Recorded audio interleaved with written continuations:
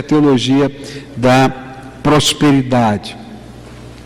É importante a gente entender o propósito dos nossos encontros doutrinários. O grande propósito do encontro doutrinário não é ofender ninguém, não é criticar a igreja A ou B, mas é colocar o que nós acreditamos como Primeira Igreja Batista a respeito de verdades bíblicas que são comentadas ou são ensinadas de uma maneira diferente por outros grupos. Então, respeitamos as pessoas, não estamos aqui falando de A ou B, ainda que a gente vai citar nomes dos fundadores desse movimento, mas a gente está preocupado em colocar aquilo que a gente crê do ponto de vista da palavra de Deus. Então, o que é esse negócio de teologia da prosperidade? A teologia da prosperidade é um movimento que nasceu nos Estados Unidos e que tem tido uma enorme receptividade no meio evangélico brasileiro, especialmente a partir dos anos 80. Então, a partir dos anos 80, começou a invadir aqui o mundo evangélico. Ela é conhecida por vários nomes: teologia da prosperidade, confissão positiva, palavra da fé, movimento de fé, evangelho de saúde e prosperidade. Esses são os nomes que são usados. E a ideia básica, as ideias básicas da confissão positiva não surgiram essencialmente naquilo que a gente chama de pentecostalismo tradicional ou histórico, tá?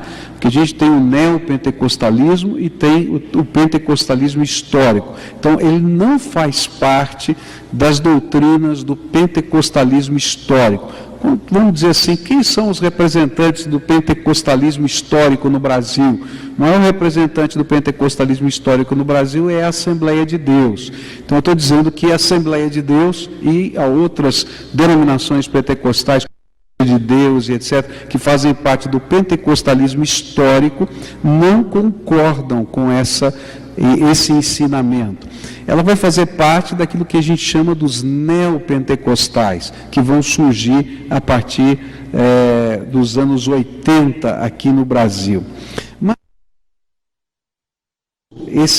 essa ideia, no início do século XX, final do século XIX, começo do século XX, a gente vai encontrar, especialmente nos Estados Unidos, num estado chamado Nova Inglaterra, os primeiros adeptos desse tipo de pensamento falando a respeito disso.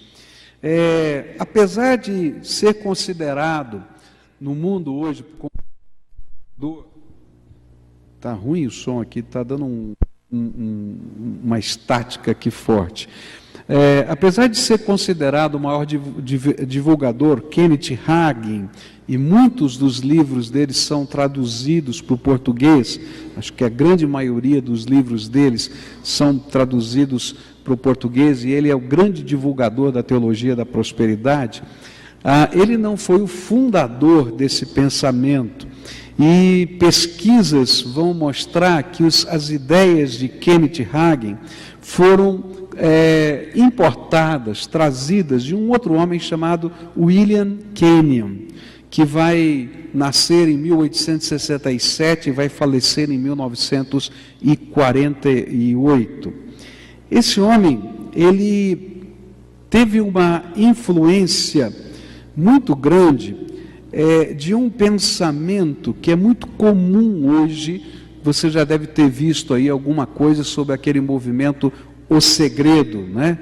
O Segredo do Universo, né? Que você fala determinadas palavras de ordem e essas palavras o universo é obrigado a cumprir essas palavras de ordem e transformar isso em bênção para você.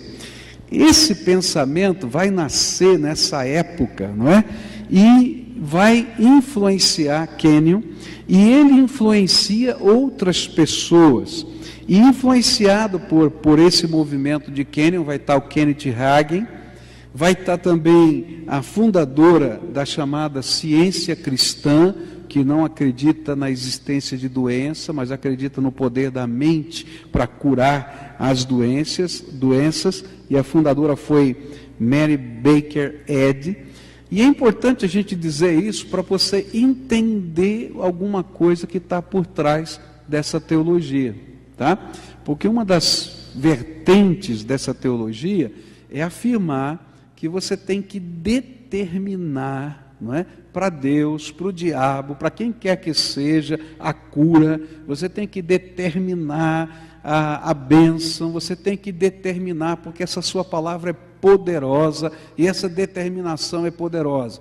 E aí você vai encontrar os mesmos correlatos nesse outro movimento chamado segredo, nesse outro movimento que nasceram da mesma influência desses mesmos homens que estavam aqui por trás.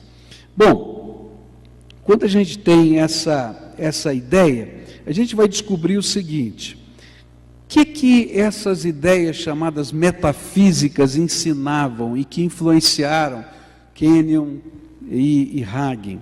Elas ensinavam que a verdadeira realidade está além do âmbito físico, ela está no domínio espiritual.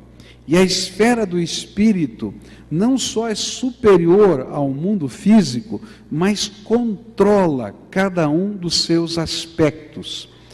Mais ainda, a mente humana pode controlar a esfera espiritual. E, portanto, o ser humano tem a capacidade inata de controlar o mundo material por meio de sua influência sobre o espiritual, principalmente no que diz respeito à cura de enfermidades. Bom, isso ainda não é o pensamento da teologia da prosperidade, mas de onde ele nasceu, porque Kenneth Hagin e outros foram tremendamente influenciados por esse tipo de pensamento. Só que ao invés de você olhar para o mundo metafísico, para o universo que tem que devolver essas coisas para você, ou a mente humana que controla o corpo, agora isso vai ser transformado numa maneira espiritual de olhar o nosso relacionamento com Deus e a nossa caminhada com o Senhor. Bom, aí surge então Kenneth Hagin. Ele nasceu em 1917, vai morrer em 2003. Ele é texano e ele vai ter uma série de problemas na sua infância de saúde, e ele começa a buscar intensamente a Deus, e ele vive uma série de experiências espirituais. Ele vai ter várias visitas ao inferno, vai conhecer o inferno, depois ele vai conhecer o céu. Isso é a afirmação dele, das suas experiências espirituais, durante esse período que ele está enfermo. E ele então, um dia, ele está lendo Marcos, capítulo 11, versículos 23 e 24, e ele então começa a questionar por que a Bíblia fala que se a gente tiver fé, a gente pode dizer para uma montanha, sair daqui e ir para lá. Se a gente tiver fé, a gente crê que isso vai acontecer, e por que eu não estou sendo curado? Por que eu estou ainda doente? Essa é a grande luta que ele está vivendo no coração. E então ele chega à seguinte conclusão: eu estou doente porque eu estou esperando a cura, e eu ainda não acreditei que eu já estou curado. E então ele começa a negar a doença e a dizer: eu já estou curado, eu já estou curado. E ele vive uma cura milagrosa. E ele então transforma isso, essa sua experiência, numa regra de vida, de fé e de pregação. E ele começa a desenvolver a sua teologia baseada nessa experiência que ele teve de uma cura milagrosa, e também naquilo que ele entendia serem as revelações de Deus para ele.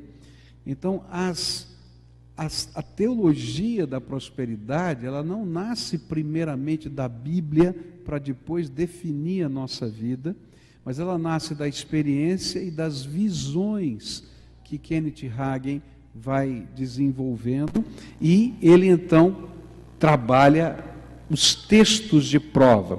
Há um livro dele que ele fala sobre as visões, eu creio em visões, em que ele está conversando com Jesus numa visão e diz assim: olha, as pessoas não vão acreditar no que o Senhor está falando para mim, né? Porque eu preciso pelo menos de 3 versículos de prova, né? E aí ele diz assim: eu estou tendo dificuldade de achar esses 3 versículos de prova para dizer que isso é uma teologia, né? E eu já li a Bíblia não sei quantas vezes. Ele diz o número de vezes que ele leu a Bíblia. E o Senhor diz para ele na sua visão: então eu vou te dar 4, né? E aí então ele começa a desenvolver a sua teologia com 3 ou 4 versículos de prova, à luz dessa revelação que ele tem, e ele vai ensinar essa teologia. Esses textos depois na apostila que você pode conseguir, e eu vou ver com o Albert como é que a gente pode colocar isso aqui para download, para o pessoal ter, tem os livros que você pode consultar mais a respeito desse assunto. Bom, Kenneth Hagin vai passar por várias denominações evangélicas. Ele foi batista, ele foi da Assembleia de Deus, e depois ele fundou o seu próprio ministério e divulgou o seu ministério através de programas de rádio e de fitas cassete, e também através de inúmeros livros que foram escritos. Aqui a gente tem um primeiro ponto para ser analisado, antes da gente olhar para as 3 coisas básicas da doutrina da teologia da prosperidade. A primeira coisa básica é que nenhuma doutrina, isso vale para todos nós, tá?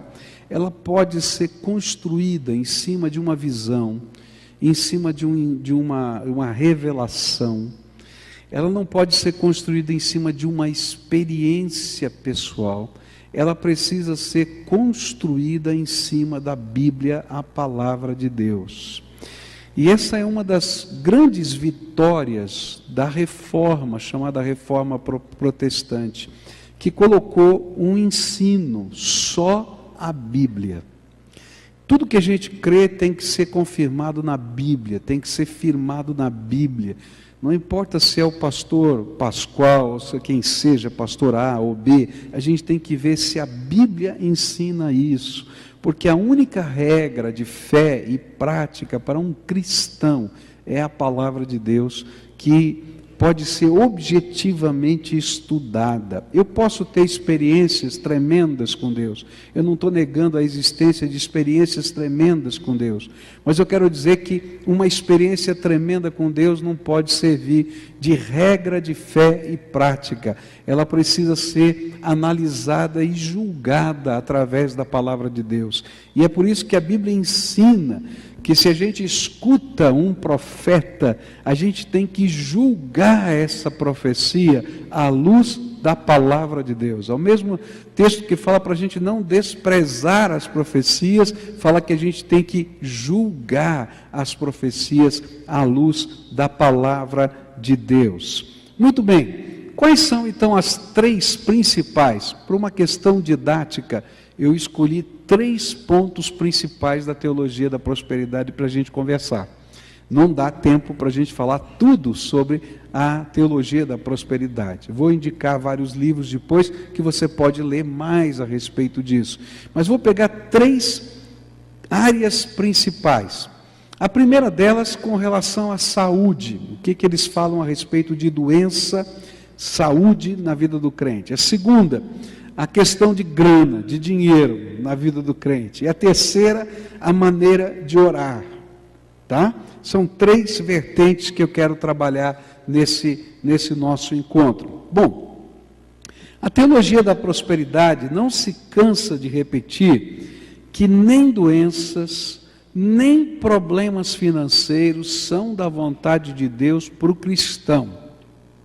E que não é necessário que um crente enfrente qualquer tipo de enfermidade durante a sua vida. Se você é um crente fiel, se você está vivendo a fé, se você não abriu brecha, eu estou usando a linguagem, para Satanás na tua vida, tá? Se você crê nos direitos que Deus te concedeu, e então você não vai ficar doente, nem com dor de cabeça. Estou falando sério, esse é o ensino. Há alguns pregadores que dizem exatamente isso: não tomo remédio, não fico doente, não tenho nada disso, porque eu tenho a bênção que Deus me deu da saúde. De onde vem essa ideia?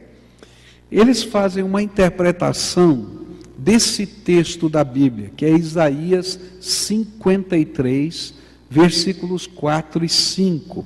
A Bíblia diz assim: verdadeiramente Ele tomou sobre si as nossas enfermidades e carregou com as nossas dores, e nós o reputávamos por aflito, ferido de Deus e oprimido. Mas Ele foi ferido por causa das nossas transgressões e esmagado por causa das nossas iniquidades. E o castigo que nos traz a paz estava sobre Ele, e pelas suas pisaduras fomos sarados. Eles pegam esse texto e interpretam esse texto como toda a obra da redenção em Cristo já concluída, totalmente concluída.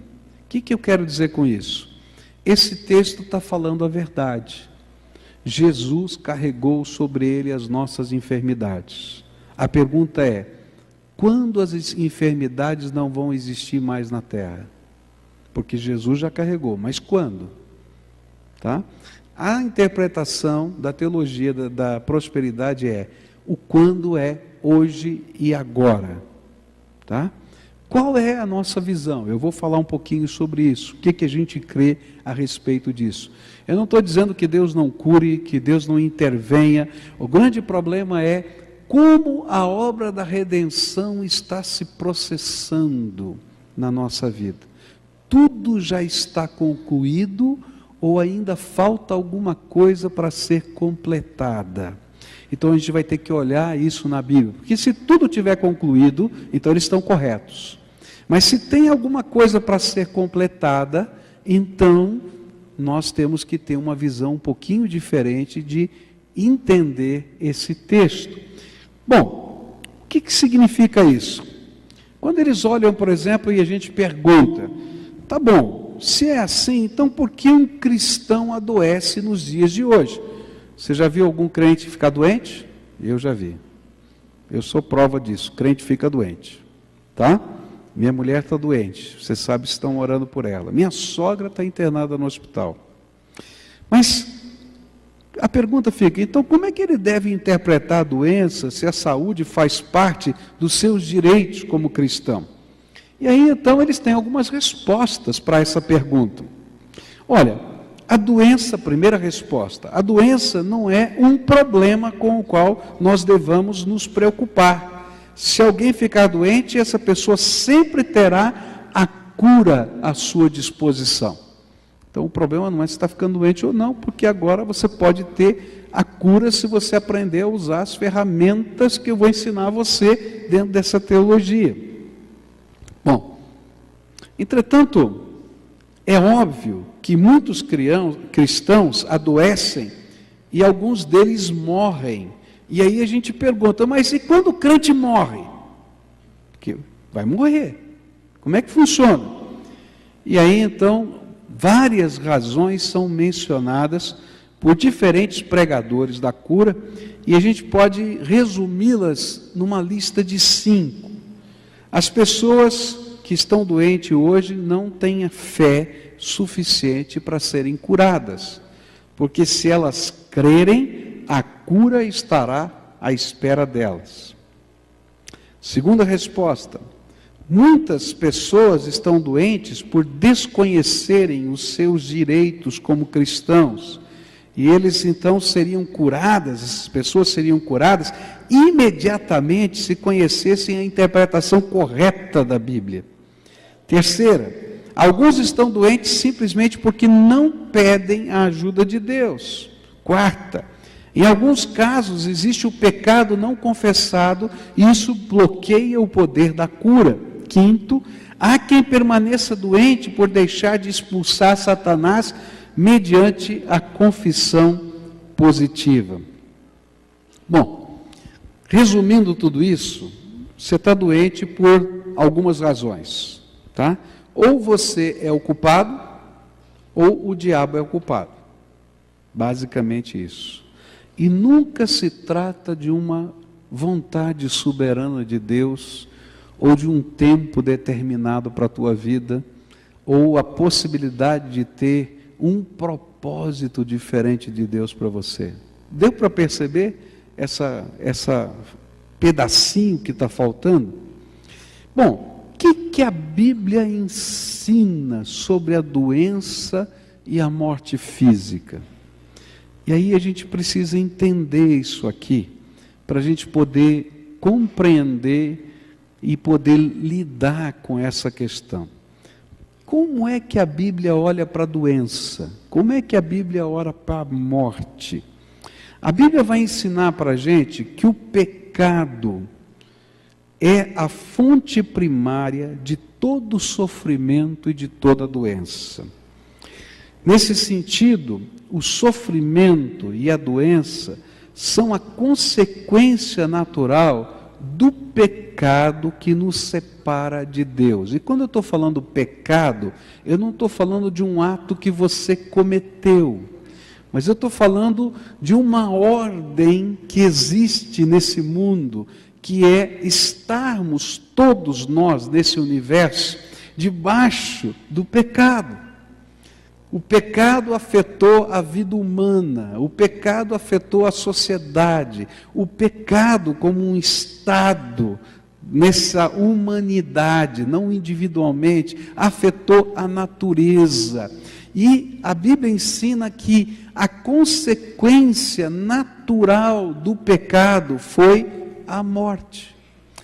Lá em Gênesis a Bíblia vai dizer para a gente, né? No dia que comer do fruto dessa árvore ia acontecer o quê? Certamente morrerás, tá? E a Bíblia vai ensinar no Velho e no Novo Testamento que todo sofrimento, toda dor, toda doença, toda enfermidade nasce nessa quebra que houve com Deus lá no Jardim do Éden, e que só vai ser completada toda a obra de Deus quando a gente estiver na eternidade, ou quando Cristo Jesus voltar para redimir esse universo. Será que é verdade isso? Olha só o que a Bíblia diz, Romanos 6, 23, porque o salário do pecado é o quê? Mas o dom gratuito de Deus é a vida eterna em Cristo Jesus. Então, desde a separação do jardim, um princípio mortal entrou em ação. Está dentro da minha célula. Eu já nasci com esse princípio. Eu vou morrer um dia. Não tem jeito. A minha célula está crescendo e se desenvolvendo ao mesmo tempo que ela está morrendo. Tá? E a morte passou a ser parte integrante da vida humana nesse momento histórico que a gente está vivendo. E toda a natureza sofreu, e o homem começou a morrer em todos os sentidos, moralmente, espiritualmente, socialmente e fisicamente. Nesse sentido, a doença é uma das expressões consequentes do pecado como sistema operante no mundo, e torna-se o próprio homem um agente e uma vítima dessa questão. O que eu quero dizer com isso? Existe doença que vai acontecer nessa terra porque o seu corpo está morrendo. Não é porque você cometeu um determinado pecado, ou porque, enfim, aconteceu alguma coisa. Se você um dia vai morrer, alguma coisa não vai funcionar no teu corpo. Você concorda comigo? Então você vai ter algum tipo de doença. E essa doença não vai ser curada, porque você vai morrer um dia. Consegue entender? Então não tem lógica essa questão. Agora veja só o que o apóstolo Paulo fala a respeito desse assunto. Em 1 Coríntios capítulo 15, verso 26, ele diz assim: ora, o último inimigo a ser destruído é a morte. O que a Bíblia está dizendo? Jesus ressuscitou, e por causa de que Jesus ressuscitou, eu posso ter a certeza de que Ele venceu a morte, e que a morte não é um problema para mim, porque assim como Ele venceu a morte, eu também vou vencer a morte. Agora, quando? Quando todos os inimigos de Deus estiverem colocados como escabelo debaixo dos seus pés. E aí, então, o último inimigo da raça humana vai ser aniquilado. Qual vai ser o último inimigo? A morte. Quando é que não vai ter mais doença na terra? Quando o último inimigo, a morte, tiver sido vencido. Quer eu queira, quer não, Deus pode me curar. Eu creio plenamente nisso. Eu creio no poder de Jesus. Eu creio na intervenção da graça. Eu oro por isso. Mas eu sei que um dia eu vou morrer. Eu busco da face de Deus intervenção para a minha vida. Eu creio que Ele pode fazer qualquer coisa, mas eu sei que tem dentro do meu corpo um princípio que está atuando e que um dia vai parar de funcionar algumas coisas. E eles não vão parar, quem sabe, de uma vez, imediatamente, vão parar aos pouquinhos. E à medida que estiver parando aos pouquinhos, eu vou estar o quê? Vou estar doente, gente. Está claro isso? Tá? Então aquela afirmação de que não vai ter, porque Jesus já carregou sobre si todas as nossas enfermidades, ela é uma verdade, mas o quando, ela só se cumprirá na eternidade, quando não vai haver mais tristeza nem dor, onde toda lágrima vai ser enxugada, onde não vai ter mais enfermidade, onde não vai ter... Por quê? Porque essa é a promessa do Senhor e a obra dele na cruz já garante isso. Porém, nós estamos aguardando a promessa. Deu para entender isso aqui? Tá? Bom, que mais? Quando a gente olha para a palavra de Deus, a gente vai descobrir que existem outras causas de doença. Existe aquilo que a Bíblia vai falar para a gente, não é? Com relação a determinados pecados que fazem parte da minha vida e da minha história, tá certo? E que eles geram um mal específico. E aí a Bíblia vai sempre perguntar, quem é que foi o culpado desse negócio aqui, né? Mas a gente vai descobrir que Jesus entendia que havia algumas enfermidades que estavam relacionadas diretamente a determinadas ações da nossa vida. Não são todas as doenças, algumas doenças, está entendendo? Todas as doenças, elas estão de alguma maneira ligadas com o pecado. Todas as doenças estão alguma vez ligadas com a minha possibilidade de morrer. Porém, algumas estão ligadas a alguns atos específicos da minha vida. Por exemplo, João 5, verso 14, lá no tanque de Betesda, Jesus vai dizer para aquele paralítico, depois Jesus o encontrou no templo e disse-lhe, olha, já estás curado, não peques mais, para que não te suceda coisa pior. Jesus, de alguma maneira, sabia de alguma coisa que não está na Bíblia, tá? E que aquele homem sabia que tinha a ver com aquela situação, por alguma razão, sei lá. Então, existem algumas enfermidades que estão ligadas a alguns atos da minha vida. Eu vou exemplificar daqui a pouquinho, tá? Mateus capítulo 9, verso 2, paralítico de Cafarnaum, e diz assim a Bíblia, eis que lhe trouxeram um paralítico deitado num leito, e Jesus, pois vendo-lhes a fé, disse ao paralítico, tem ânimo, filho, perdoados são os teus pecados. Ele não falou, seja curado, ele falou, perdoados são teus pecados. Em alguns casos, a doença não é somente a falência do corpo, mas ela tem origem em certos em certas situações, nas minhas atitudes, nos meus pensamentos, nas minhas intenções, nos meus atos, e portanto ela passa a ser na minha vida uma consequência direta do meu pecado. Por exemplo, vamos dar um exemplo aqui, tá? Eu tenho... Alô?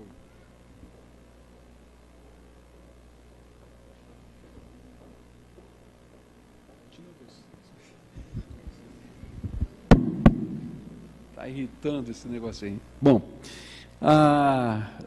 eu tenho duas maneiras, por exemplo, de olhar, por exemplo, para a AIDS, tá? Se eu adquirir AIDS por causa de ter vivido uma vida dissoluta, com muitos parceiros sexuais, sem olhar para isso, tal, etc., essa AIDS, ela está vindo sobre a minha vida como uma consequência direta das minhas ações. Você concorda? Agora, se eu contrair AIDS fazendo uma transfusão de sangue, não tem nada a ver com isso, tá? Então não é uma culpa direta do meu pecado, mas tem a ver com esse mal institucional que está gerando morte na terra.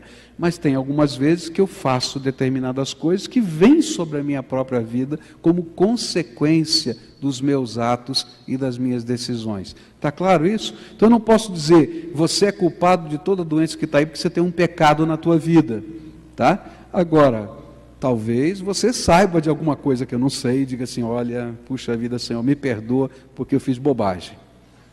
Está entendendo? Tá?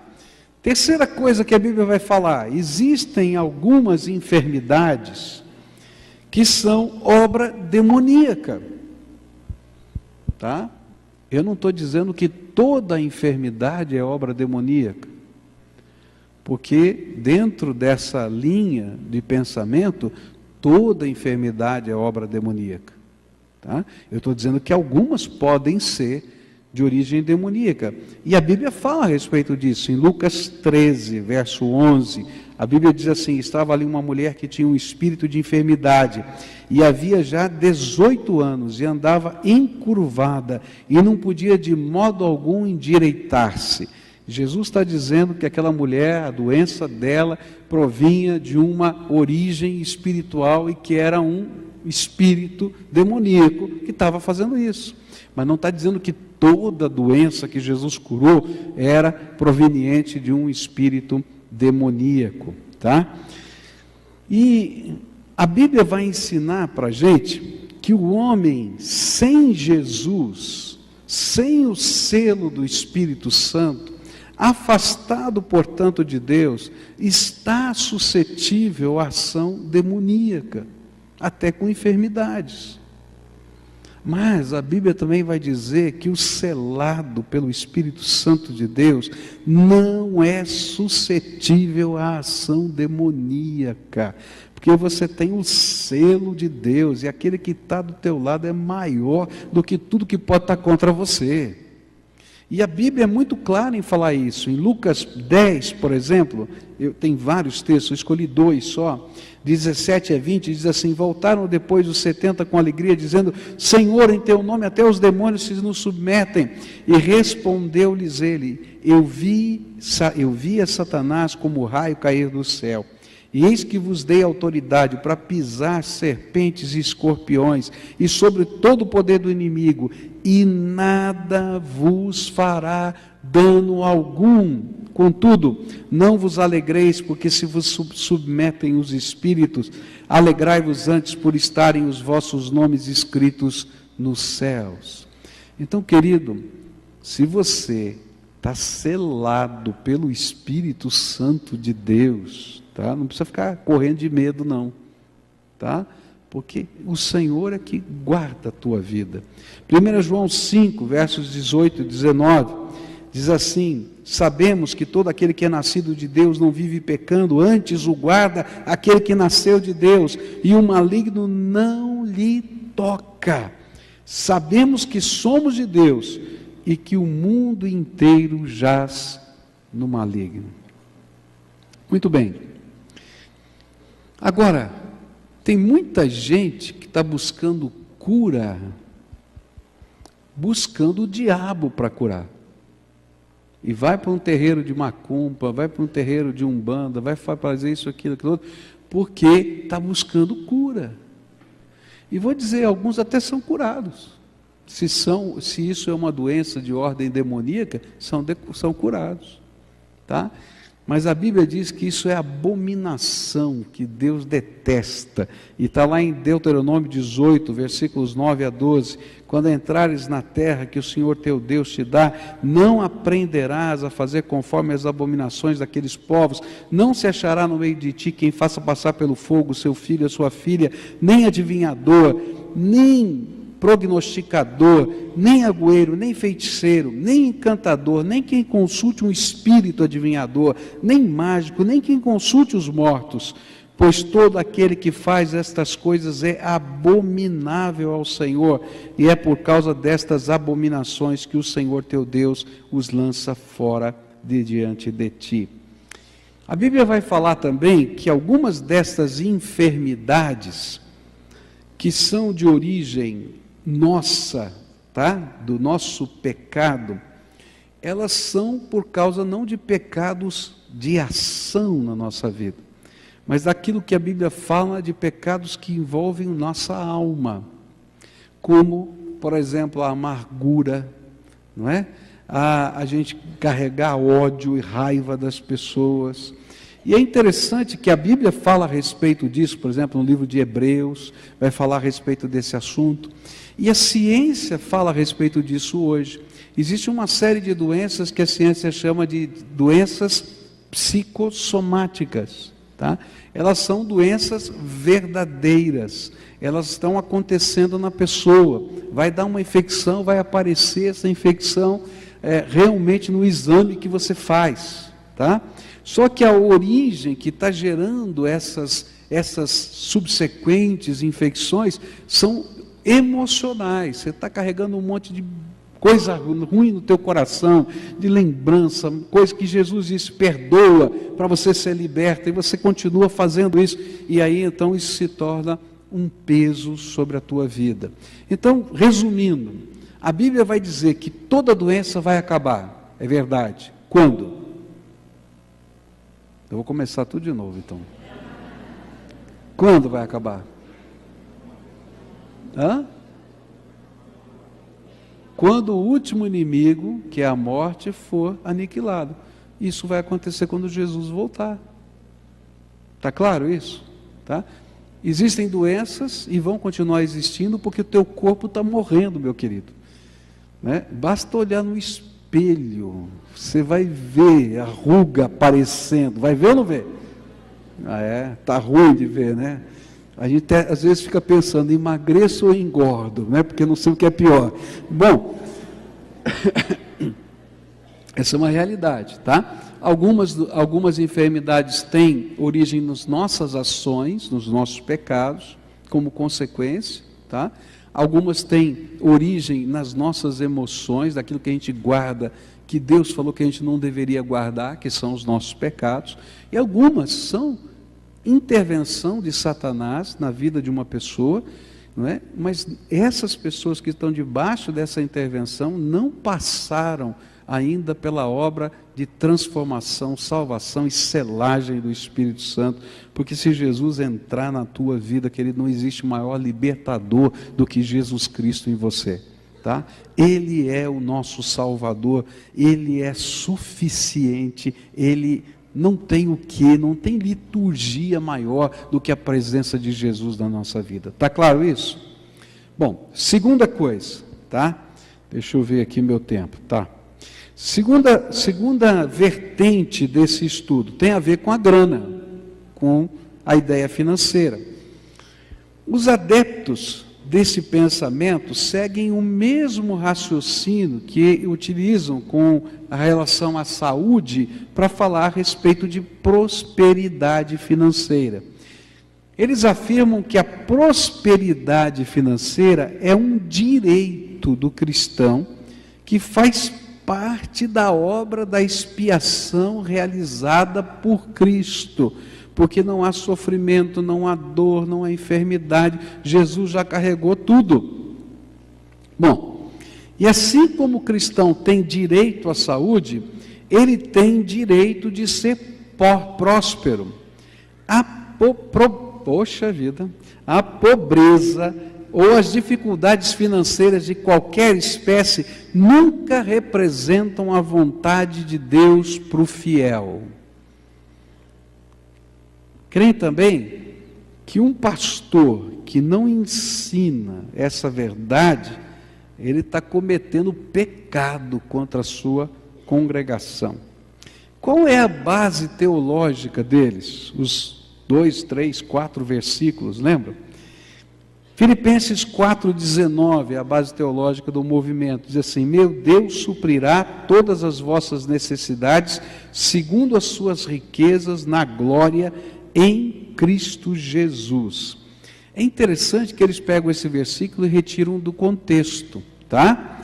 Porque esse versículo, ele começa lá no versículo 9, o contexto dele, onde ele vai dizer assim: eu já aprendi a viver bem em toda e qualquer situação. Já passei fome e já tive abundância. Posso todas as coisas naquele que me fortalece. Ora, então o apóstolo Paulo estava mal na fita aí, né? Não é verdade? Porque ele passou fome. E ele estava recebendo uma oferta num momento de grande dificuldade, era suprimento de Deus. Mas ele tinha passado fome. Está entendendo? Tem alguma coisa errada aqui. Outro texto que eles usam como prova, 3 João 2, diz assim: caríssimo, desejo que em tudo prosperes, e que a tua saúde corporal seja tão boa como a da tua alma. Eles dizem que isso aqui é promessa de que você vai ser próspero e cheio de saúde. Bom, o argumento é assim: se você é filho do rei, você tem direito a determinados privilégios. E por isso, você é o filho do rei, você tem a prosperidade do rei. Bom, que respostas eles dão quando a gente pergunta: mas tem crente pobre? Você conhece crente pobre? Eu acho que deve ter um monte de crente pobre aqui, não tem? Graças a Deus. Não é? Porque a gente está... Vamos lá. Eles dizem: ó, você é pobre por sua culpa. A culpa é tua. E as respostas é o seguinte, são dadas da seguinte maneira: é porque você desconhece os seus direitos à prosperidade, ou falta fé para você tomar posse desses direitos, ou o diabo está impedindo de recebê-los. E aí o que você tem que fazer é usar a confissão positiva. Ou o diabo está impedindo de recebê-los. Tira a mão do meu dinheiro. E aí o que você tem que fazer? Existe mais uma razão. O diabo está impedindo de receber. Tira a mão do meu dinheiro. E aí o que você tem que fazer? Existe mais uma razão. O diabo está impedindo de receber. Tira a mão do meu dinheiro. E aí o que você tem que fazer? Existe mais uma razão. O diabo está impedindo de receber. Tira a mão do meu dinheiro. E aí o que você tem que fazer? Existe mais uma razão. O diabo está impedindo de receber. Tira a mão do meu dinheiro. E aí o que você tem que fazer? Existe mais uma razão. O diabo está ou irmãos, ou mãe, ou pai, ou filhos, ou campos, por amor de mim e por amor do Evangelho, que não receba já no presente o cêntuplo de casas, irmãos, irmãs, mães, filhos e campos, com perseguições, e no mundo por vir a vida eterna. Então eles pegam esse versículo e dizem: olha, a proporção de Deus é 1 para 100. Você dá 1, vai ganhar 100. Está entendendo? As promessas de Deus são verdade. Deus multiplica, Deus abençoa, tá? Mas o que vai acontecer é que a motivação que está por trás está totalmente errada. A visão está totalmente errada. Deus não prometeu em nenhum lugar da Bíblia que você vai ficar rico. E mais, A Bíblia, eu vou ler vários trechos aqui da Bíblia daqui a pouco, para dizer para você que a Bíblia ensina que se você estiver buscando isso como meta da tua vida, você está totalmente errado, porque os valores que Deus tem para você são outros. Grana não é o problema de Deus, e nem é a meta de Deus para você, tem coisas maiores, e aí é que está a sutileza do negócio, não é? O Igor falou uma coisa muito bonita num texto que ele escreveu lá, dizendo assim que muita heresia ela acontece ou porque a gente faz um superlativo de algumas verdades, ou a gente corta algumas verdades. Então aqui existem algumas verdades que estão sendo feitas um superlativo delas, ao invés de a gente ter a ponderação do que elas signifiquem, tá? E outro texto usado para provar essa questão financeira é Marcos 10, 17 a 23, a história do jovem rico, e dizendo que ele não quis dar para Jesus, então por isso que aconteceu e tal, etc. Mas tomam num outro viés. De fato, ele estava colocando a grana mais importante do que o reino de Deus na sua vida. Mas o que a Bíblia ensina a respeito da vida financeira? E eu vou dar algumas pinceladas bem rápidas sobre o que a Bíblia fala sobre a nossa vida financeira. A vida de um cristão, ela é regida por princípios que norteiam a minha conduta. E eu preciso entender esses princípios, senão eu vou me perder. Em todas as áreas, não só na área financeira, em todas as áreas. As doutrinas heréticas vão entrar, eu vou me perder nos caminhos dessa vida. A primeira coisa que eu tenho que entender é qual é o objetivo da minha vida. Quando eu recebi Jesus como Senhor e Salvador, eu recebi um novo objetivo, uma nova meta de vida. E se eu não entender essa meta de vida, eu não vou entender nada. Para que você existe? Essa é a pergunta. E a resposta está em 1 Coríntios 10, versículo 31. E a Bíblia diz assim: portanto, quer comais, quer bebais, ou façais qualquer outra coisa, fazei tudo para a glória de Deus. Para que o Pascoal existe? Para a glória de Jesus. Para que você existe? Para a glória de Jesus. Então, o que eu tenho que viver em qualquer área, no casamento, no trabalho, no dinheiro, na saúde, para que eu estou aqui fazendo alguma coisa? É para a glória do Senhor. Se eu entender esse princípio e aplicar esse princípio a todas as áreas da minha vida, não só a área financeira, a todas, eu vou estar caminhando na minha vida, buscando ser um cristão segundo a palavra de Deus. Está claro isso? Bom, quando a gente olha para essa verdade, a palavra de Deus vai nos ensinar que, como filhos de Deus, nós devemos ter um novo sistema de valores, um novo sistema de alvos e objetivos que serão definidos pelos propósitos eternos e não pelos temporais. O que vai definir o que é prioridade na minha vida? O que vai definir qual é o alvo, para onde eu estou fazendo, o que eu vou estudar, com quem eu vou casar, como é que eu vou educar meu filho, como é que eu vou ser marido? O que vai definir é a vontade de Deus, a glória de Deus, propósito de Deus para mim. Então as coisas eternas me ensinam a viver aqui na terra. Está claro? Olha só o que a Bíblia diz em em Colossenses 3, versículos 1 a 3. Vocês foram ressuscitados com Cristo, portanto, ponham o seu interesse nas coisas que são do céu, onde Cristo está sentado ao lado direito de Deus. Pensem nas coisas lá do alto e não nas que estão aqui na terra, porque vocês já morreram e a vida de vocês está escondida com Cristo, que está unido com Deus. Segundo valor, então, se eu estou aqui para a glória de Deus, e se esse tempo que eu estou vivendo aqui na vida é só uma passagem. Então, eu tenho que entender, e Paulo vai falar sobre isso, Pedro vai falar sobre isso, que as leves e momentâneas tribulações não se comparam ao que Deus tem preparado para nós. E que eu tenho que ter um alvo maior do que ter 50 casas, 20 apartamentos, não sei quantas fazendas, dirigir o carro A ou B. Queridos, eu posso até fazer isso, não é pecado, mas esse não é o alvo da minha vida.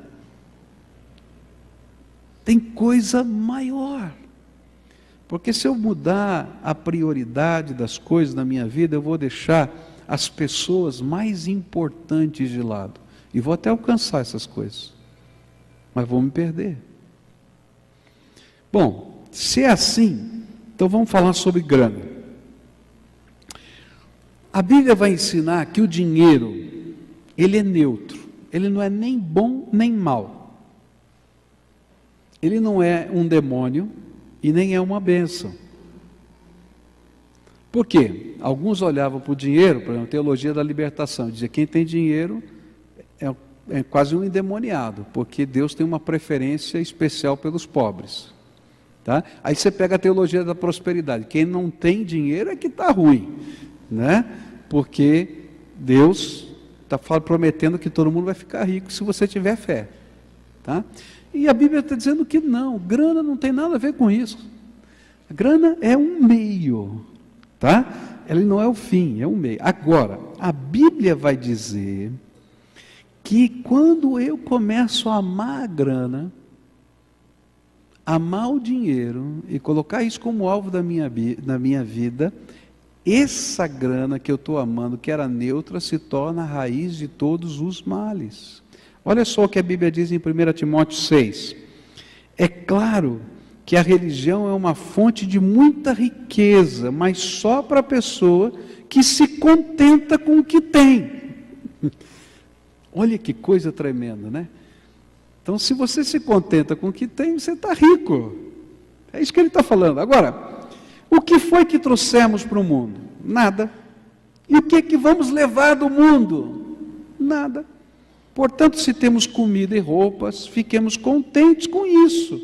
Porém, os que querem ficar ricos, caem em pecado, ao serem tentados e ficam presos na armadilha de muitos desejos tolos, que fazem mal e levam as pessoas a se afundarem na desgraça e na destruição. Pois o amor ao dinheiro é uma fonte de todos os tipos de males. E algumas pessoas, por quererem tanto ter dinheiro, se desviaram da fé e encheram a sua vida de sofrimentos. Mas você, homem de Deus, fuja de tudo isso, viva uma vida correta, de dedicação a Deus, de fé, de amor, de perseverança e de respeito pelos outros. Eu acho que não tem texto mais claro, fala a verdade. Como é que você sobrevive com uma teologia dessa, que todo mundo vai ficar rico, se a Bíblia está dizendo que esse não é o alvo da nossa vida? O ensino bíblico é de não colocar o nosso coração no dinheiro ou em coisas materiais, mas colocar o nosso coração no propósito que Deus tem para a nossa vida, quando eu tenho ou quando não tenho dinheiro. Porque se Deus é o alvo da minha vida e você tem dinheiro, ele falar, dá tudo, você vai dar. Agora, se ele falar, faça isso, você vai fazer. Tendo ou não tendo, dá para entender? Porque o alvo é outro, o alvo é o Senhor na minha vida. E eu estou buscando a glória de Deus e viver para Ele. E eu estou trabalhando para isso, para que a minha vida seja para a glória de Deus. A Bíblia vai falar a respeito disso. Provérbios 23, versículos 4 e 5, diz assim: não se mate de trabalhar tentando ficar rico.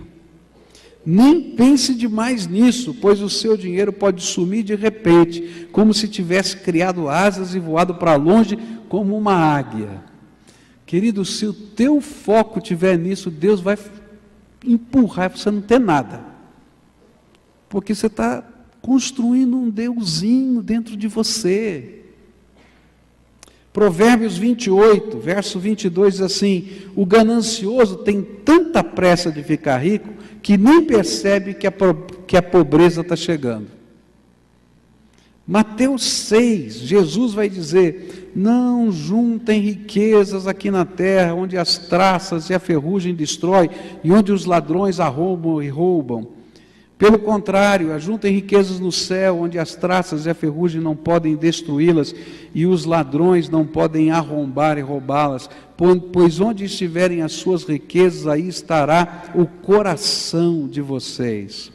Hebreus 13, versículos 5 e 6 diz assim: não se deixem dominar pelo amor ao dinheiro e fiquem satisfeitos com o que vocês têm, pois Deus disse: eu nunca os deixarei e jamais os abandonarei. Portanto, sejamos corajosos e afirmemos: o Senhor é quem me ajuda e eu não tenho medo. Que mal pode alguém me fazer? Olha, quando eu leio a Bíblia, é tão diferente dessa teologia, fala a verdade. Os valores são outros. Tem muitos outros textos, a gente não tem tempo de olhar aqui. Agora,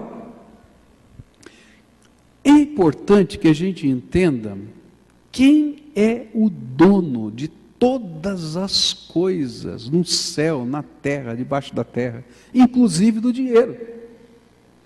Quem é o dono? Deus. E aí eu começo a entender a doutrina bíblica sobre essa questão. A Bíblia vai ensinar em Ageu 2, verso 8, toda a prata e todo o ouro do mundo são meus. Deus é dono de tudo por criação. Até o sopro da vida que está em você, Ele te emprestou. Você não é dono de nada. Salmo 24 diz assim: ao Senhor Deus pertencem o mundo e tudo que nele existe, a terra e todos os seres vivos que nela vivem são dele. Deuteronômio 18 diz assim: lembrem do Senhor nosso Deus, pois é Ele quem lhes dá força para poderem conseguir riquezas. Vocês estão vendo que assim Ele está cumprindo a aliança feita por meio do juramento com os nossos antepassados. Tudo vem dele, até o que você acha que está no banco, no seu nome, vem dele. Por isso é que a Bíblia vai ensinar uma doutrina, que é a doutrina do dízimo. Por que existe a doutrina do dízimo na Bíblia? O dízimo é um sinal de que nós reconhecemos que Deus é dono de todas as coisas e que Ele nos colocou como administradores de tudo o que é dele. E por isso, nós não damos o dízimo, nós devolvemos o dízimo, porque ele é o reconhecimento de que Deus é o dono de tudo. Deus não precisa de nada, mas Ele ensinou e colocou essa doutrina para que eu e você nunca nos esquecêssemos que Ele é o dono. Eu costumo comparar a doutrina do dízimo com uma administração de empresa. Digamos que eu fosse um investidor, tá? E chegasse para você e dissesse assim: olha, o negócio é o seguinte, eu estou colocando aqui uma grana para você montar uma loja, tá? Está aqui a grana, você monta a loja. O que você vai fazer com a loja é problema seu. A única coisa que você vai ter de acerto comigo, 10% do faturamento, ou melhor, do lucro dessa loja, tá? Você vai depositar para mim nessa conta bancária. Tá certo? Aí ele vai lá, te dá o investimento, acabou. Esse é o nosso acordo. Vou receber 10% desse lucro mensalmente. Está fechado? Está fechado. Ah, que bênção, está tudo aqui. Aí chega o mês, você diz assim, não deposita. Chega outro, não deposita. Chega o terceiro, não deposita. Chega o quarto, não deposita. Depois de uns 6 meses, vem o investidor e diz assim: escuta, e o nosso acordo? Ah, não deu. Falei, por quê? Ah, porque eu comprei um carro novo. Não, mas eu não combinei com você que os 90 você faz o que você quiser, mas os 10 são meu. Ah, mas passou um pobre aqui, eu dei os teus 10% para ele. Você tem tanto, não precisa? Não, peraí. Quando eu quiser dar para ele, eu dou. Mas você tem que cumprir o que combinou comigo. Ah, mas olha, então, o que a gente chama essa pessoa? Hã? Do quê? Pilantra, né? A Bíblia chama de ladrão. Olha só o que a Bíblia chama. Malaquias capítulo 3 diz assim: eu pergunto, será que alguém pode roubar a Deus?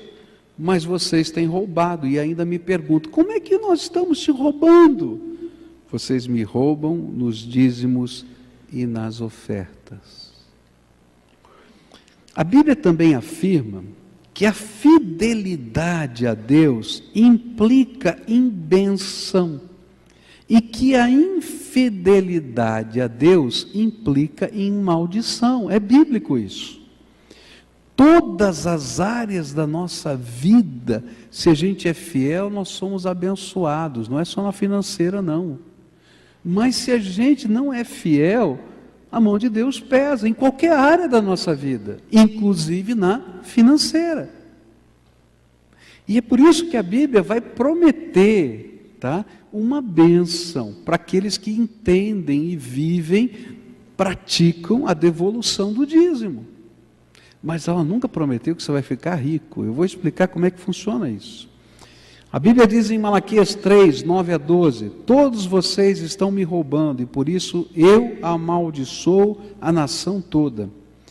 Eu, o Senhor Todo-Poderoso, ordeno que tragam todos os seus dízimos aos depósitos do templo, para que haja bastante comida na minha casa, e ponham-me à prova, e verão que eu abrirei as janelas do céu, farei cair sobre vocês as mais ricas bênçãos. Não deixarei que os gafanhotos destruam as suas plantações, e as suas parreiras darão muitas uvas. Todos os povos dirão que vocês são felizes, pois vocês vivem numa terra boa e rica, e eu, o Senhor Todo-Poderoso, estou falando. O que a Bíblia está falando é um princípio que vale para todas as áreas. Se você é fiel, sobre o pouco, sobre o muito, o colocarei. Se você é infiel, Deus retira o que Ele colocou sobre a tua vida. A parábola que Jesus contou dos talentos ilustra isso, tá certo? Cada um recebeu uma quantia diferente de talentos, nem todo mundo recebeu igual. Um recebeu 5, outro recebeu 2, outro recebeu 1. O que recebeu 1 ficou com medo, enterrou o talento, não fez nada, pronto para devolver o que estava lá e não fez absolutamente nada. O que tinha 2 dobrou, o que tinha 5 dobrou. Quando o dono veio, pegou o 1 que tinha, tirou dele e deu para aquele que tinha 5 e diz, ó, continua fazendo um bom trabalho. Essa é a filosofia de Deus, em todas as áreas da nossa vida. Você é fiel naquilo que Deus está te dando, em termos de dons, talentos, de vida, ministério, Ele vai te abençoar mais, porque você é confiável para receber mais. Se você é infiel, dons, talentos, grana, qualquer coisa, tá? Seus valores estão em outro lugar, você se perdeu nos seus propósitos, Deus vai tirar, porque você não está preparado. Você vai fazer bobagem. É isso que a Bíblia está falando. Tá? Então existe uma bênção? Existe uma maldição? Existe, está aqui na Bíblia. Mas a gente tem que entender quais são os propósitos de Deus para a nossa vida. Por isso Deus quer abençoar pessoas, projetos, missão e assim vai. A nossa fidelidade, a Bíblia vai ensinar na área financeira, que vai além do dízimo. Porque quando nós entendemos que tudo que temos e somos é para servir e glorificar a Deus, eu estou pronto para cumprir o propósito da minha vida e fazer o que Deus quiser que eu faça. Do jeito que Ele quiser, na hora que eu quiser, que Ele quiser. Porque eu não sou o dono. Quem é o dono? Deus. E não é pesado. Queridos, não se torna pesado isso na nossa vida se eu tenho a concepção correta de quem eu sou, de onde eu estou indo, o que está acontecendo na minha vida, qual é o propósito da minha vida. E mais, eu não fico com medo de que Deus não vai me dar o suprimento, porque eu já tenho na minha vida as marcas de que eu posso todas as coisas naquele que me fortalece. Porque quando eu estava numa pior, Ele mandou baterem na minha casa e levar a comida que eu estava precisando comer. Não quer dizer que eu não vou passar por situações difíceis. Está entendendo? E quando eu estava em abundância, ele falou, reparte com aquele outro que está precisando. E eu fiz isso com prazer, porque ele é o dono. Deu para entender que o foco é totalmente outro.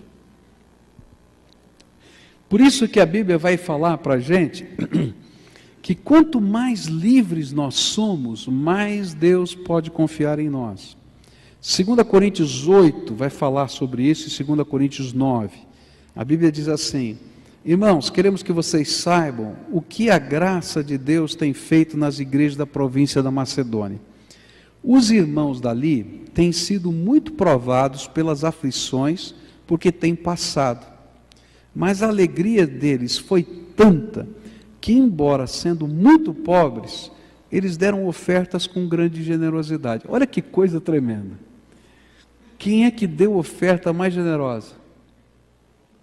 Pobre. Quem deu a oferta que Jesus elogiou? Foram os ricos lá no templo? Foi a viúva pobre. Eu acho que tem alguma coisa para ensinar. Quando o foco está no lugar certo, a gente é livre. Afirmo a vocês que eles fizeram tudo o que podiam, mais ainda, e com toda boa vontade. Pediram com insistência que os deixássemos participar da ajuda para o povo de Deus da Judéia, e eles insistiram nisso. E fizeram muito mais do que esperávamos. Primeiro eles deram a si mesmos ao Senhor, e depois, pela vontade de Deus, eles se deram a nós também. Queridos, esse aqui é o versículo chave. Eles se deram primeiro a quem? Para Deus. Eles não são mais donos deles mesmos, eles estão aqui para servir ao Senhor. Mudou o foco. 2 Coríntios 9. Mas digo isso, aquele que semeia pouco, pouco também ceifará. E aquele que semeia em abundância também ceifará. Paulo está usando a ilustração do terreno. Tá? Imagina que você tem um grande terreno, você pode fazer uma grande plantação. Mas você, ao invés de semear para cobrir todo o terreno, você só planta num pedacinho. Você vai ter a colheita relativa à produtividade daquele pedacinho. E aí Paulo então aplica. Cada um contribua segundo propôs no seu coração. Opa, segundo o quê? Propôs no seu coração. Ele está falando das ofertas, porque o dízimo ele já falou que quando eu não devolvo, sou ladrão. Então faz como está no teu coração. O problema é seu. Não com tristeza, nem por constrangimento, porque Deus ama a quem dá com alegria, que é livre, não está preocupado. E Deus é poderoso para fazer abundar em vós toda a graça, a fim de que, tendo sempre em tudo toda suficiência, abundeis em toda boa obra. Isso aqui é forte. Deus está prometendo que todo mundo vai ficar rico? Ele está prometendo que Ele vai abençoar com toda a suficiência. Não importa como venha, vai vir. Conforme está escrito, espalhou, deu aos pobres e a sua justiça permanece para sempre. Ora, aquele que dá a semente ao que semeia, o pão para comer, também dará e multiplicará a vossa sementeira e aumentará os frutos da vossa justiça. Enquanto em tudo enriqueceis para toda liberalidade. E essa é outra coisa. Qual é o propósito de Deus me dar alguma coisa? Eu entender que Ele vai usar para a glória dEle. Do jeito dEle. Ele vai falar com você. A qual por nós reverte em ações de graças. Porque a ministração desse serviço não só supre as necessidades dos santos, mas também transborda em muitas ações de graças a Deus. Ele está dizendo o seguinte, quando a gente vive essa dinâmica, você vai ver alguém passando necessidade, você vai pegar do teu armário e levar para aquela pessoa com alegria. E aquela pessoa que vai receber, vai dizer, graças a Deus, chegou na hora certa. Está entendendo? É tremendo isso aqui. Para a gente terminar, o grande perigo da teologia da prosperidade é não permitir que o nosso coração seja liberto dos deuses com letra minúscula deste século. Queridos, qual é o Deus desse século hoje? É a grana. E aí Jesus vai falar sobre isso em Mateus 6, verso 24. Ninguém pode servir a dois senhores, porque ou há de odiar um e amar o outro, ou se dedicar a um e desprezará o outro. Não podeis servir a Deus e a Mamon. Essa palavra Mamon, em algumas Bíblias, é traduzida por riquezas. Mas essa aqui era uma divindade de antigamente, que era o Deus da prosperidade. Queridos, não dá para servir Jesus e o Deus da prosperidade. Está claro?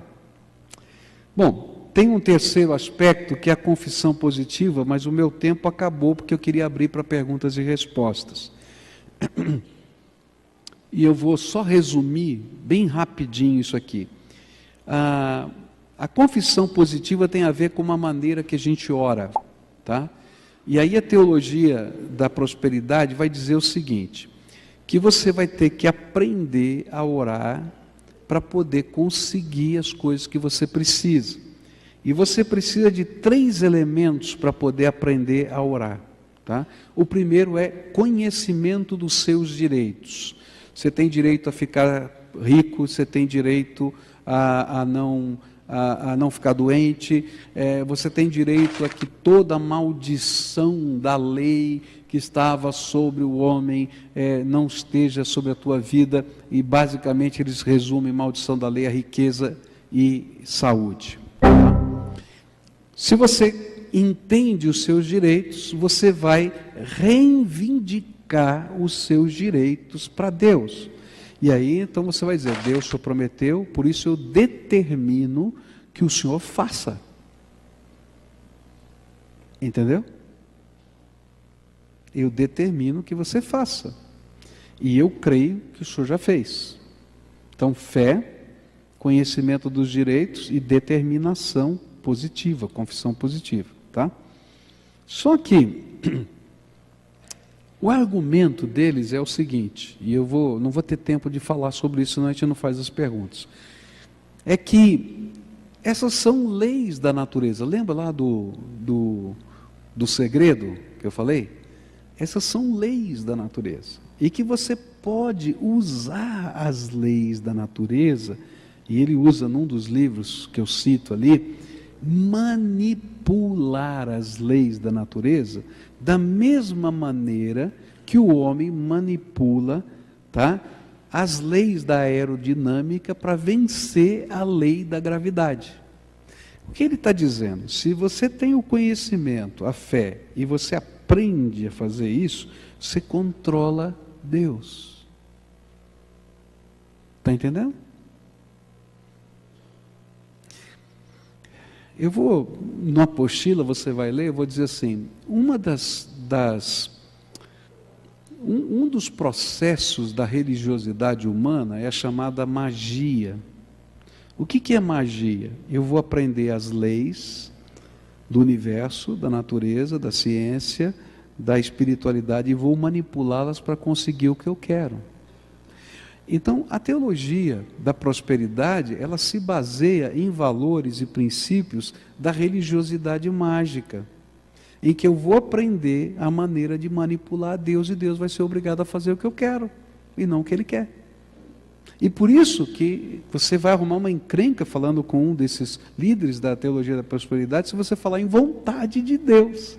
Porque ele diz, não, a vontade de Deus já está determinada nas leis, se você souber usar as leis, você faz a coisa andar, entendeu? Basicamente isso, tá? Aí tem uma série de textos onde, por exemplo, Simão o mágico vai lá tentar controlar Pedro para poder conseguir saber como é que funciona esse negócio de derramar o Espírito Santo e tal, diz, eu te dou uma grana aí e tal para você falar isso para mim. Fala, sai daqui, ó, cara, você está doido, tua cabeça está perdida, você está fora do esquadro, você tem que orar pedindo misericórdia de Deus. Quem é que controla Deus? Não é assim, tá? Aí vamos falar sobre a soberania de Deus.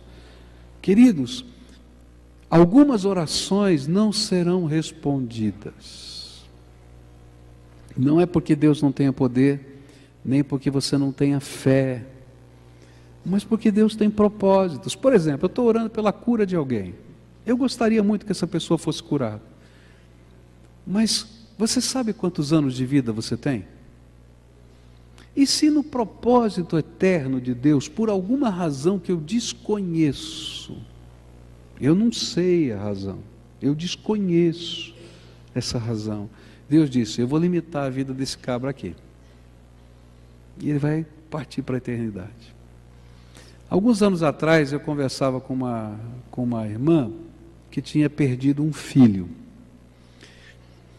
E um dia essa irmã, naquela luta tão grande, ela veio conversar comigo e disse, sabe, eu estou em paz, pastor, perdi meu filho, mas eu estou em paz, porque Deus me explicou uma coisa que eu não sei compreender tão grandemente, mas ela apaziguou a minha alma. Eu falei, o que foi?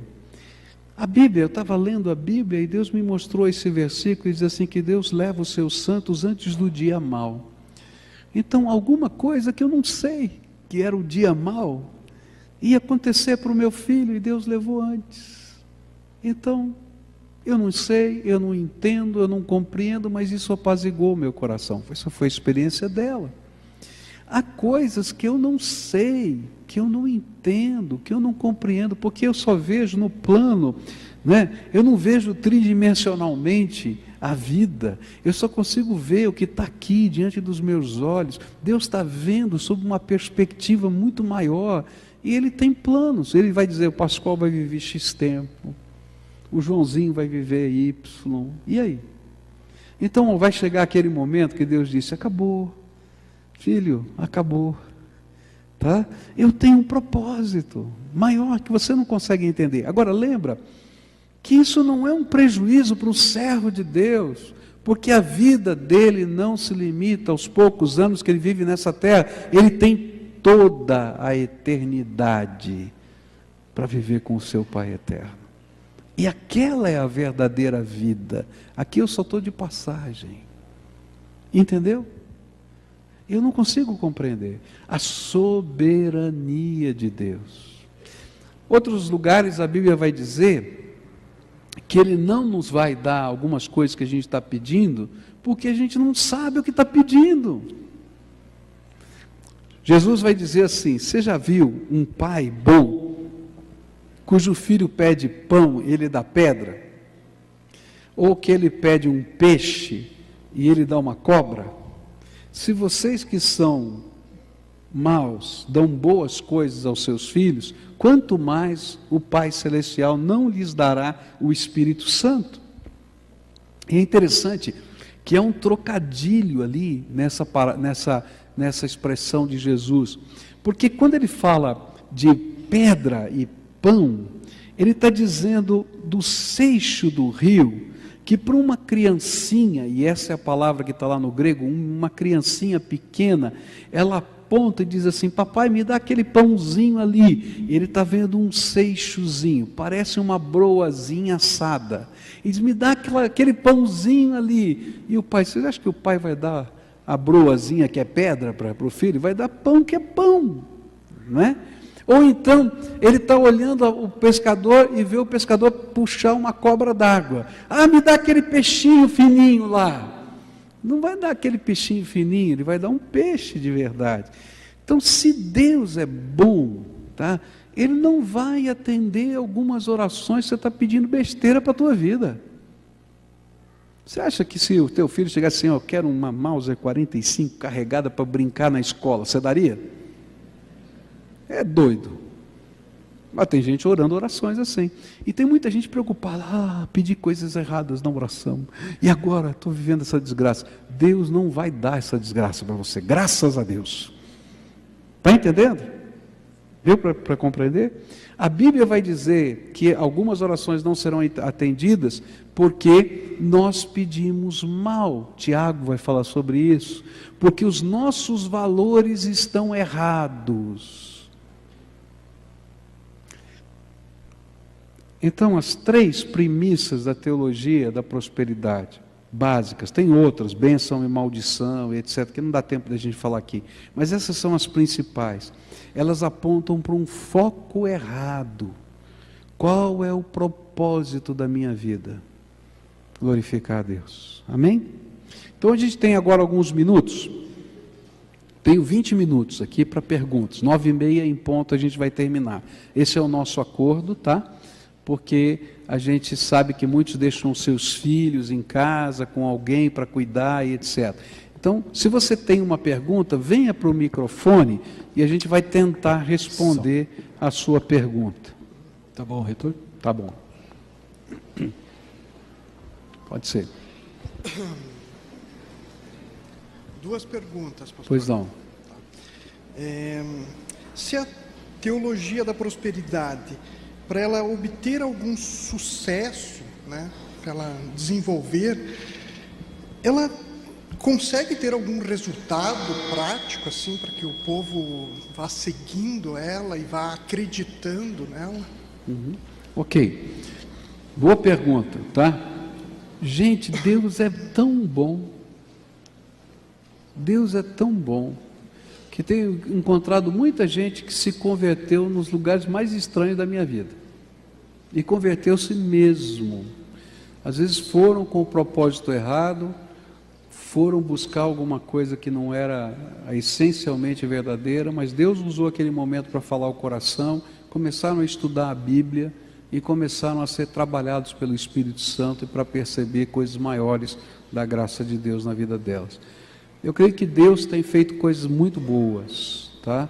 Ele tem trabalhado na vida de muita gente, tem curado, tem abençoado financeiramente, mas em algum momento da vida dessas pessoas, eles vão perceber a incoerência dessa doutrina.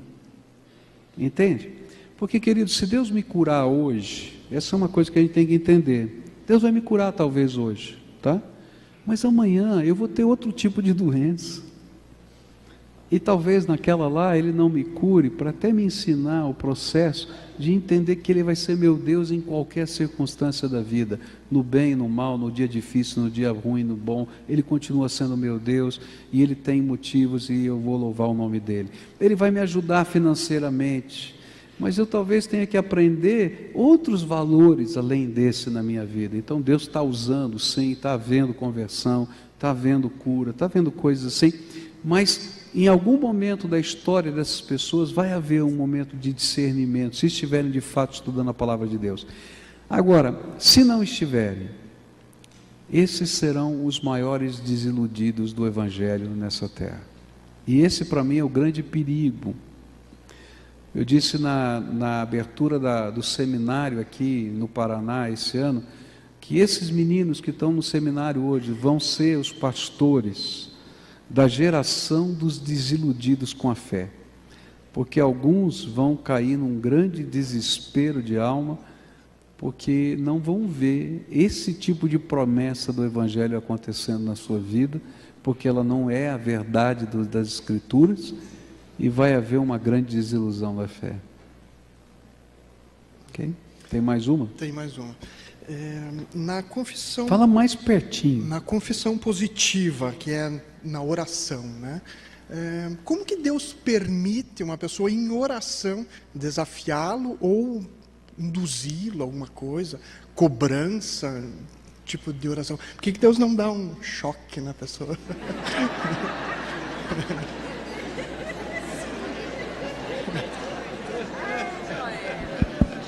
Aí mandar logo um raio do céu e acaba com tudo, né?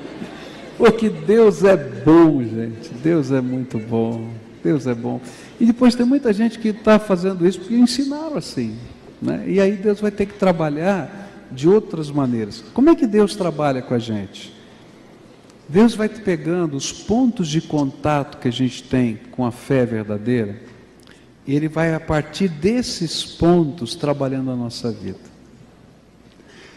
Esse é um ponto de aproximação. Então Ele vai trazendo para perto e vai trabalhando, até que a gente possa ter conhecimento dEle como Senhor da nossa vida.